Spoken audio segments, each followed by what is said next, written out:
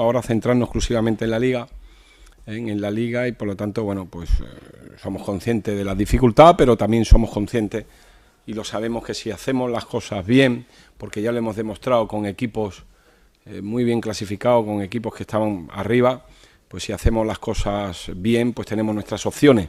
Por lo tanto, vamos a intentar eso, hacer bien las cosas, tener confianza cuando tengamos el balón, y cuando no tengamos el balón, pues ser un equipo pues bien ordenado, porque si no, con el Barcelona no hay opción, ¿no? Bueno, sí, que duda cabe que Leo está ahí y los números no engañan de qué forma ha vuelto, ¿no?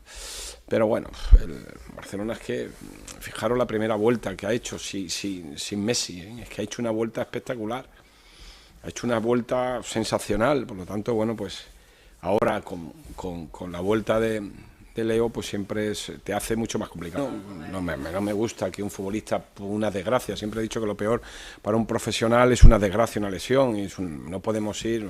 Me hubiera gustado pues que no tuviera nada, que estuviera aquí, porque eso es señal de que su lesión no ha sido. Yo creo que no hay ningún profesional que le desee que a uno. Por lo tanto, bueno, pues que me hubiera gustado que hubiera estado, porque eso es señal de que su lesión pues no le impide poder estar y hacer lo que realmente le gusta a un profesional, que es entrenar y competir, ¿no?